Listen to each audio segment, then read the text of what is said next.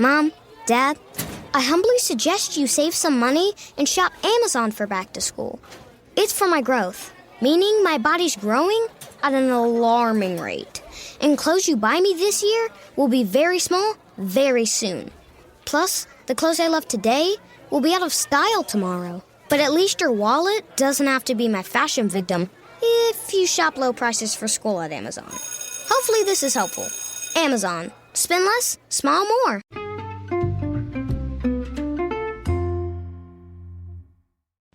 Hi everybody, and welcome to the Dr. Psych Mom Show. Today we're going to be talking about how to go on a first date with somebody that you met online dating, which is very applicable to many of my listeners who are going back onto the dating market after divorce. So this is a large contingent of who listens to me, as well as people who are contemplating divorce and wondering what this would be like to get back out there. But before we jump into that, I wanted to, of course, tell everybody to subscribe. My number of subscribers is mounting, and the most recent one was on unconditional love, which is, as I said, essential listening for anybody in an intimate relationship who yearns for unconditional love, which is pretty much everybody. Those of y'all who are like, no, like I totally understand if she would want to leave me if I gained weight because I'd want to leave her if she gained weight. Y'all are like lying. Nobody wants a partner who would be like, yeah, if he gained some weight, or if he lost his job, or if he stopped being like, funny, he went into a depression, my ass would be out the door, and that just should be cool. No, that's not anybody's deep desire. That may be like a pragmatic, semi-detached stance that you've cultivated as a result of being burned in prior relationships and or an avoidant attachment style, which is rooted in your family of origin. So think about that and listen to the subscriber-only podcast, as well as 53 others, I think, and more coming all the time. As I said, I'm going to be doing those every fourth instead of every fifth. So to give you more bang for your buck, it's only $6 a month. So bang for your $6. Anyhow, so I got a question. Somebody is a female member of my Facebook group. My Facebook group is a cool place to chat with other smart, psychologically minded people. And it's also fun. And she asked, like, if you're going online dating, and if you're talking to somebody online and then you meet up in person, like, how do you deal with those jitters the first time? Who picks where to go? Like, how do you decide what to do? Blah, blah, blah, right? All the same questions that people have when they're jumping into online dating for the first time. And if you're one of those people who says you don't want to do online dating, that's cool. It's your funeral, but as a parent, you don't have a lot of time. So really examine those preconceptions about online dating. This is not the eHarmony of, 1999. Like, this is not what we're talking about. Like, I would say 95% of single people that want to be dating are on the apps. So you're really cutting yourself off from a vast pool of potential, like-minded potential partners. But I mean, if you just want to meet people at like the grocery store, cool. We also live in a society where if you're a man who approaches a woman at the grocery store, you might, get arrested. So really think about these things, people. So if you're having like a nice online back and forth, I'm just going to do the woman first. So the majority of women that I speak to, 100% of the women that I speak to want to feel pursued and desired. Then you're like asking a man out. Why? Don't be stupid. Like I told you this in the don't split a check on the first date. Don't split a check on the first date. I have a whole podcast about that, so I don't really need to go into the specific one in depth, but you want a man to take care of you. Don't split the check on the first date, right? Because he's not even taking care of the first date. How's he going to take care of you later on? You want to set precedents. You want to, if you're a woman who wants to be pursued, why is your ass asking him out? He can ask you out. And if he doesn't ask you out within a few days, fuck him, right? Refer back to my podcast most recently on, how not to give a shit what people think of you. And the mantra I taught you. Fuck these people, right? If he doesn't ask you out, I guess you wasted a couple of hours of chatting. Big shit. It's better than being in a relationship with a man who doesn't make plans, and then you're going to be like, oh, I realized from the very first time I had to make the plans, I had to ask him out. So don't get into that pattern. Don't go out with a man that you have to ask him out. You're not being proactive and forward and empowered. You are basically setting up a dynamic where you're saying, I am somebody who will make the plans. So the guy if he's a guy who doesn't like to make plans, he just thinks he hit the jackpot. Awesome, she'll make the plans. I'm so glad I found somebody who agrees, You don't agree, but you're probably a people pleaser that is used to putting everybody else's needs first. You get that the conversation's kind of not going anywhere, so it's your role, like always, to move things along. No, stop this in its tracks. This has probably contributed to the dissatisfaction in your first marriage. So really what you got to do is wait till they ask you out, and literally let yourself lose interest if they don't. Because why aren't they? What's wrong with them anyway? This isn't like a fun mystery, solve the dysfunctional man. You did this already probably in your first marriage. Don't go on, do it in your second. So yeah, if he doesn't ask you out, it's game over. If he asks you out and he's like, what do you want to do? You got to think. You got to do a deep introspection and deep dive about your own personality before entering into the dating market. Or at the same time as entering into it. Therapy can really help people be objective about what they want and need. So, for example, let's say you're a woman with small children, you got a babysitter for this date. The guy lives in, a city and you live in the suburbs of the city. So what would you say for the first date when he says, what do you want to do? You would say, and I'm just going to say 90% of the women are in this situation. They don't want a long-ass commute to a date when they have a babysitter, but they would like to be surprised. However, there's a couple women who are super picky about what they eat and want to kind of be in charge of picking. So know thyself. Start as you mean to go on. So you could say something like, I would like anything that is, 10-minute drive for me. More than that, I can't really do with the babysitter. And if they're like, well, what about a 30-minute drive for this really good restaurant? Already it's a bad sign. It's like, wow, thank you so much for showing me that you're fucking difficult so that I can lose interest, just like my therapist tells me to do, not to get involved with difficult men. Because you set one boundary, you got one preference, and the man can't accommodate it. This is not a good sign. And if your heartbeat quickens because he's being difficult, girl, you have some shit to work on still about being attracted to jerks. I have a podcast on what to do if you're attracted to jerks, so refer back.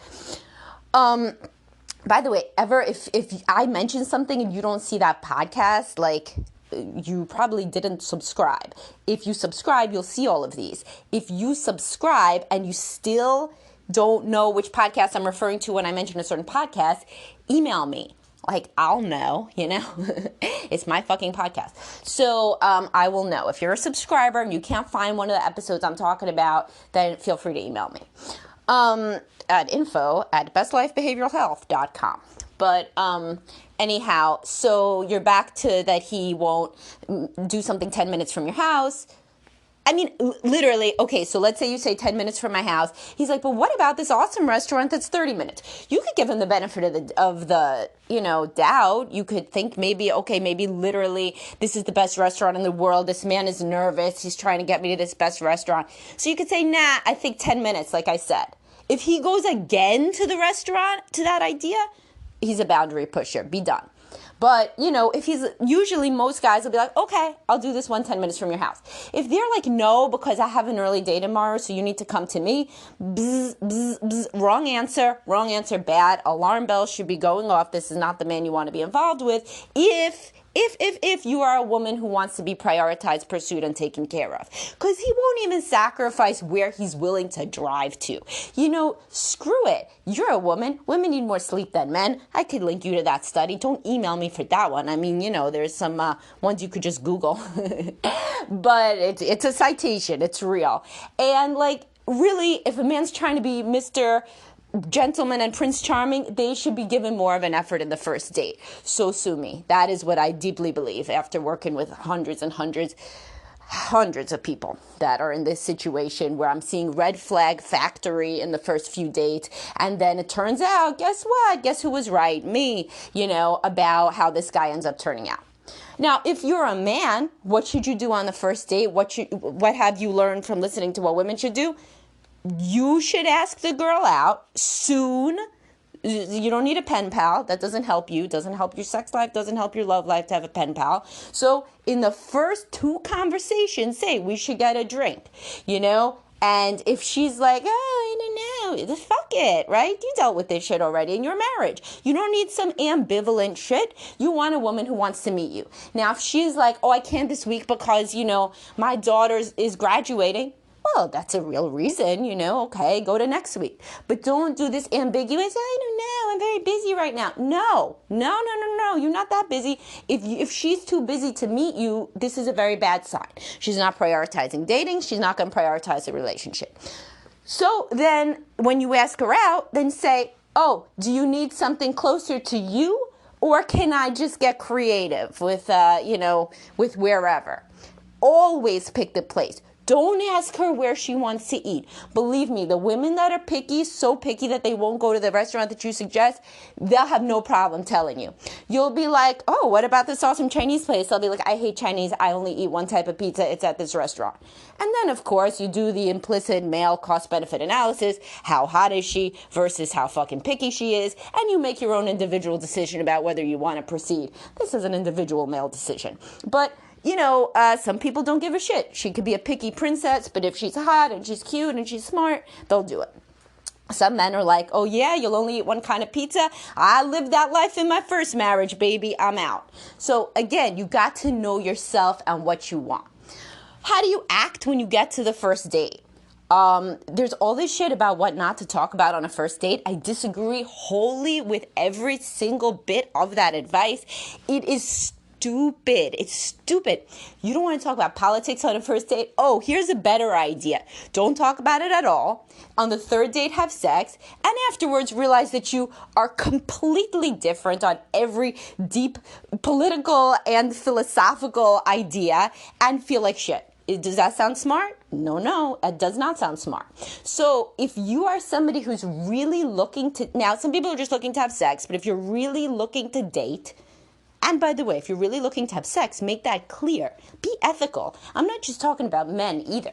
There's plenty of women who are just looking to fuck around, literally.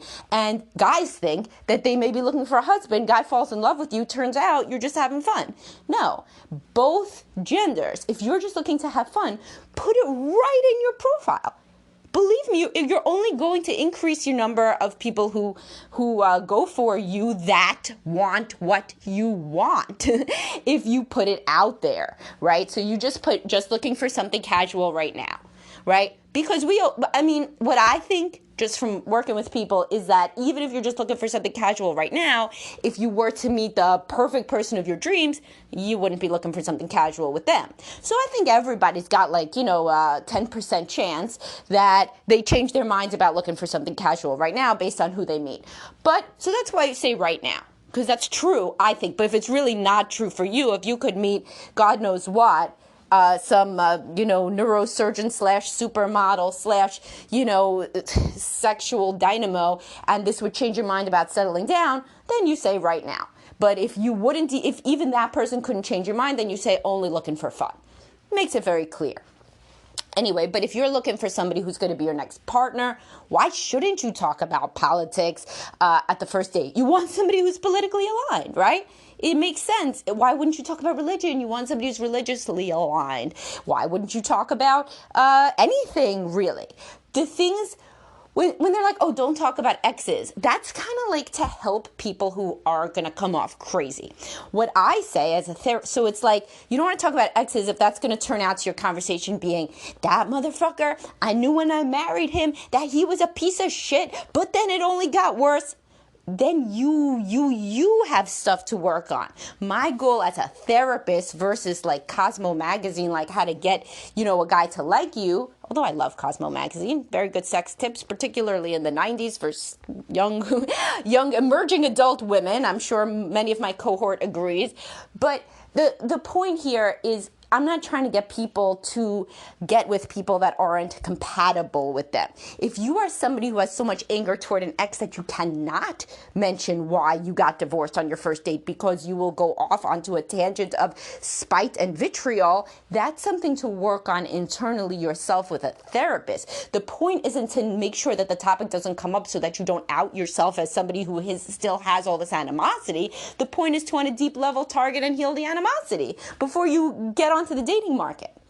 So you want to really be authentic and genuine. No topics are off the table. Be very honest about what you like, what you don't like. Be really honest about where you're at in every which way. If you start an authentic relationship right from the first date, the sky is the limit. The problems come when people are lying in some way on the first date. Not an outright lie, not like saying they have, one kid and they have 2 kids or some crazy shit. Just like lying about who they are as a person and what they want. Like a woman pretending to be really flexible and laid back when she's not. Or a man pretending to be really into a relationship when he's not. Or vice versa. So you want to start as you mean to go on and be very authentic and genuine. In terms of jitters, a guy knows if he wants to sleep with you and if he wants to pursue anything with you based just on looks in the first 2 seconds of meeting. So as a woman, dress like you usually dress when you're trying to look good and show up. Your personality is probably not going to tank it. If he thinks that you're hot, he's probably going to go past a couple of dates anyway, because that's like important attraction and chemistry are like super important. So if he doesn't like you, if he doesn't want a second date, it's mostly either you came off completely batshit crazy or he just wasn't attracted to you. Either way, it's like, why care? Like, you're not going to appeal to everybody. Everybody's not going to appeal to you. You got to think about it very pragmatically if you're going into the dating market at this age. You don't want somebody who's not attracted to you at first, either to your looks or your personality. So your job as a woman is just to show up and be yourself, and he's going to decide if he's into you or not. As a man, if you show up, unless she's like, I tell women all the time, like, sure, a man could go from okay to handsome based on his personality, but he's not going to go from yucko to handsome. If like a woman is not attracted to you to the point that that she's never going to be attracted no matter how brilliant and funny you are, then that's just how it is, But as a man, you got more wiggle room with your personality. Women aren't as visually oriented fully. So she could see you and be like, all right, he's all right, let's see. And then you could turn into the great passionate love of her life. That does happen based on being really smart, really funny, etc. So if you're a man, you got to bring more of your A game to the conversation. No shit, I'm not telling you anything you don't know. And, try your best. If she doesn't like you, she doesn't like you. The whole nerve factor, if it's paralyzing, you got to work on it in therapy. But most people at this age can really just talk themselves out of it. Like, I'm just going to shoot my shot. If they don't like me, they don't like me. So it goes, Somebody will, somebody will like me. And I could also learn from the dates. Now, don't be that weirdo that says to the person afterwards, if the person says, I'm sorry, I didn't think that there was a, spark, a love connection. Don't say why. Some people are even like, why? What could I have done different? No, they're not your dating coach. If you need dating coaching, contact me. I do dating coaching with my clients. You don't want, they're not your dating coach. Don't ever ask them what you did wrong. If it's a first date, you're assuming is something that is mostly related to that they weren't attracted to you. So don't make them do the weird, awkward work of telling you why. That's not necessary ever. If it's a relationship of 6 months or something, 3 months even, then yeah, sure, ask them to tell you what you did wrong. But if it's just a first date, just assume they weren't that into you and move on. As a man, I think that most women, as I've said, want to be pursued. So I said, try to do something near them. Pick the restaurant. If they don't like your restaurant, they will tell you, don't worry. Say, what about this? How does that sound? Do not ask them to pick a restaurant. The majority of women do not want to be the CEO of the date. So unless you are somebody who literally, as I said, be authentic. So if you're somebody who cannot handle picking a restaurant and does not not want to work on that personality trait, then ask them to pick the restaurant because you're being authentic. But if you are either somebody who can pick a restaurant and or somebody who wants to actively work on becoming somebody who can pick a restaurant, which is really a pretty good skill, then pick the restaurant. That's how you become it. You practice doing it. And show up. Generally, you should say you look great if you're a man to a woman, if you believe it. If you don't believe it, that she looks great, you're not going to continue the relationship. So then don't say it, because then it's like kind of mean, to say you look great. If you don't mean it, then you're not going to pursue anything. So in the situation where you are attracted to her, then you could say you look great, even better than your pictures. That's, nice to say. Some people think that's like a backhanded compliment about their pictures, but those people are difficult anyway, looking for problems. So don't worry about it. And, start a pretty reasonable, interesting conversation where you remember to also ask things about the woman. And if you have a good time, I say, being 41, that you should try to kiss her at the end. Perhaps the people that are 20 years old believe that this is not good or like non-consensual or something. In my experience as a woman talking to women constantly about dating, women like when a guy tries. Some women like when a guy says, can I kiss you? Some women just like you to go in for the kiss. Unless you're like a fucking ninja, then they know when your head is moving closer to them and they have plenty of time to back away. This isn't like you're, pinning them down and not letting them out. So, but this is an individual thing. Like if this is major now, if you're with a younger woman, like if you're dating 35 below, 30 below, definitely say, can I kiss you? It seems like that's what to do. But if you just want to try to go in for a kiss, I don't think anybody is going to call the cops. But maybe I'm wrong. If somebody has real world experience with trying to kiss a woman and they're getting, told that this was horrible, then tell me and I will addend this. But in my mind, I hate that shit. Can I kiss you? That's like so not romantic, and it doesn't indicate. I guess I'm different, right? Because I'm a therapist, so I'm thinking about all of this as indicative of later how it will go. So like I feel like a lot of women, they're like, here we go. It's like, can I kiss you? And then it's going to be, can we have sex? Can I this? Can we that? It's like blah blah blah. Like the whole women doesn't want to be the CEO thing. They don't want to be in charge. But maybe it could be different, for the first kiss or whatever. You'll kind of get a sense if the woman has like a lot of guard up and a lot of boundaries. In that case, you got to ask. In the case where a woman is flirting with you, touching you, laughing at your jokes, getting close to you, then I feel like you could still just try. It's like hilarious though to me that I just spent multiple minutes of this. This was so different, obviously, as y'all are aware, in previous eras, where the guy just tried to kiss you, and if you didn't like it, you turned your cheek. But I'm watching reality shows now that I think about it with young people, and they don't ask. So I guess maybe we've gone back to basics there. I don't think you have to. And then you text them after the date, and you say that you had a good time. If you're the man, if you're the woman, do not text first. Don't text first. Remember, they're pursuing you. If you want a pursuer, this is how to get a pursuer. Don't pursue them, because if you pursue them, they learn right away that they don't have to pursue you. And you ask for another date. And that's that. And so there could, of course, be more things to go into. Write in with your questions, particularly if you're a subscriber and you have requests for other parts of dating that you would like concrete advice on. But this, at least in and of itself, should have given you a little bit of something to think about. How am I coming off? Am I being authentic? What are my expectations versus how I'm going to want to be treated later?